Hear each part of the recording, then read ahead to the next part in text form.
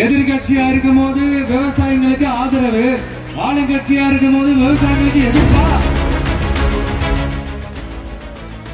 நம்புற மாதிரியே நாடகம் ஆடுறதுலதான் நீங்க கில்லாடிகளாச்சு. நம்ம விவசாயிகள் பாதிக்கிற இந்த திட்டத்துக்கு எதிராக சட்ட போராட்டம் நடத்தவும் தயங்க மாட்டோம்.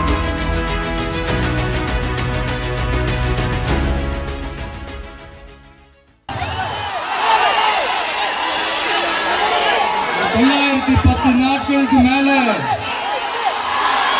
உங்க மண்ணுக்காக போராடிட்டு இருக்கீங்க.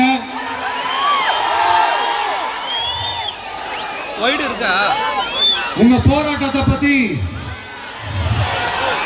ராகுல் ஒரு பையன், சின்ன பையன் பேசுனதை நான் கேட்டேன். அந்த குழந்தையோட பேச்சு மனசு ஏதோ செஞ்சிருச்சு. உடனே உங்க எல்லாரையும் பார்க்கணும்னு தோணுச்சு, உங்க எல்லாரையும் கூட பேசி ஆகணும்னு தோணுச்சு. உங்க எல்லாரும் கூட நான் நிப்பேன், நீ தொடர்ந்து நிப்பேன் சொல்லணும்னு தோணுச்சு.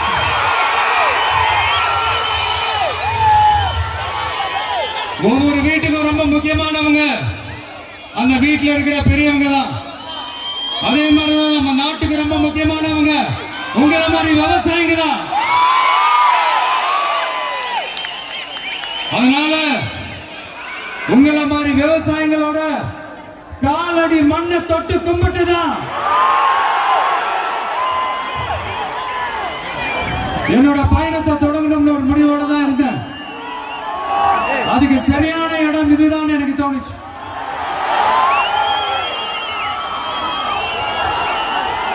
என்ன, உங்க வீட்டில் இருக்கிற ஒரு மகனா என்னோட கள அரசியல் பயணம் உங்களோட ஆசீர்வாதத்தோட இங்கிருந்து தான் தொடங்குது. நம்மளுடைய முதல் மாநில மாநாட்டில் நம்ம கட்சியினுடைய கொள்கையை பத்தி எடுத்து சொன்னேன். அதுல ஒண்ணுதான் இயற்கை வள பாதுகாப்பு. சூழலியல் மற்றும் காலநிலை நெருக்கடியை எதிர்கொள்ளக்கூடிய இயற்கைக்கு ஊறு விளைவிக்காத பகுதிசார் மாநில வளர்ச்சி பரவலாக்கம். இதான் நாம் அறிவிச்ச அந்த கொள்கை. இதான் நான் இங்க சொல்றதுக்கு காரணம் ஓட்டு அரசியலுக்காக இல்ல.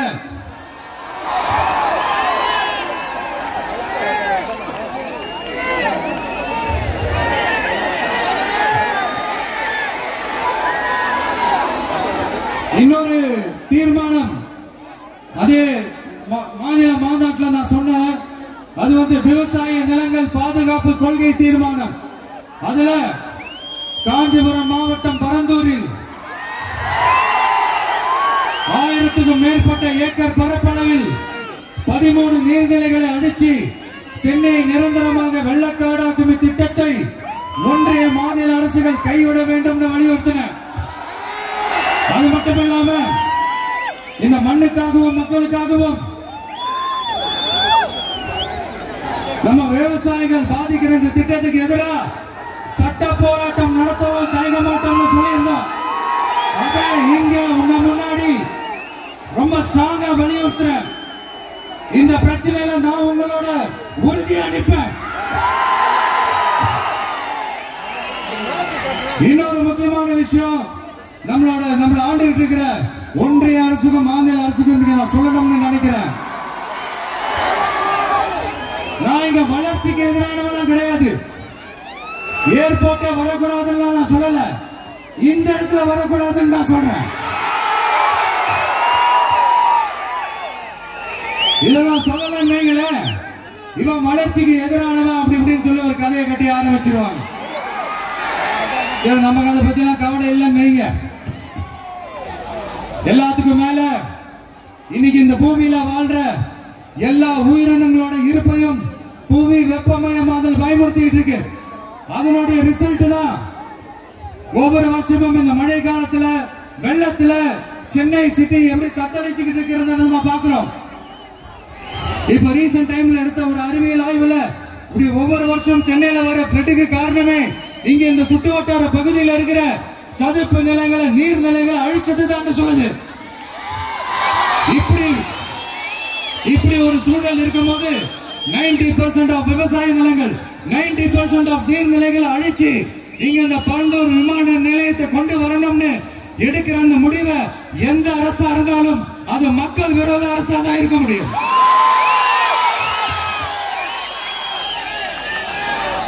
இப்ப சமீபத்தில் நம்ம அரிட்டாப்பட்டி பகுதியில் அந்த டங்ஸ்டன் சுரங்கம் அமைக்கிறது எதிர்த்து தமிழ்நாடு அரசு ஒரு தீர்மானம் ஒன்று கொண்டு வந்தாங்க. அதை நான் மனப்பூர்வமாக வரவேற்கிறேன். ஆனா அதே நிலைப்பாட்டை தானே இங்க நம்ம பரந்தூர் பிரச்சனையில எடுக்கணும்.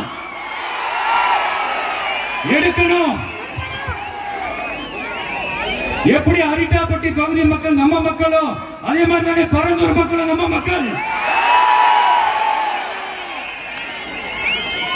அப்படித்தானே ஒரு அரசாங்கம் யோசிக்கணும். ஆனா அப்படி செய்யலையே. ஏன் செய்யல? ஏன்னா இந்த விமான நிலையத்தையும் தாண்டி இந்த திட்டத்தில் அவங்களுக்கு ஏதோ ஒரு லாபம் இருக்குது.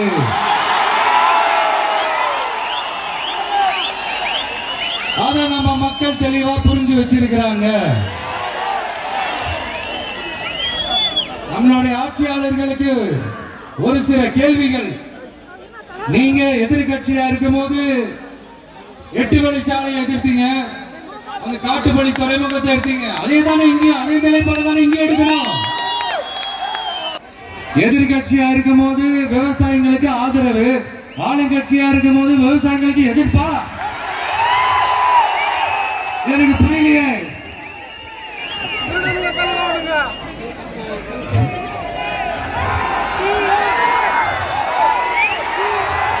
அதனால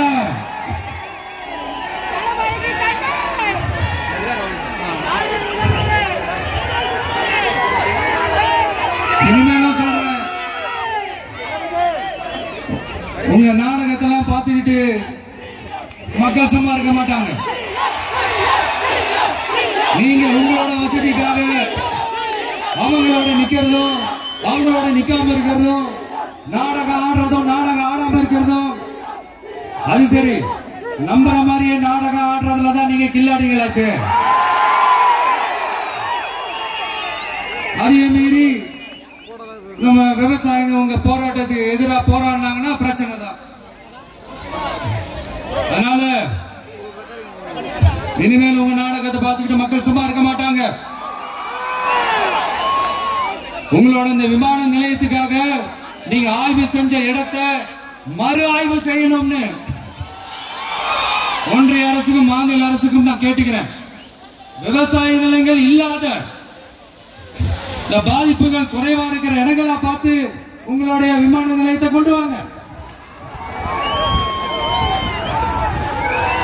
வளர்ச்சி தான் மக்களின் முன்னேற்றம். ஆனா அந்த வளர்ச்சின்ற பேர்ல நடக்கிற அழிவு மக்களை ரொம்பவே பாதிக்கும்.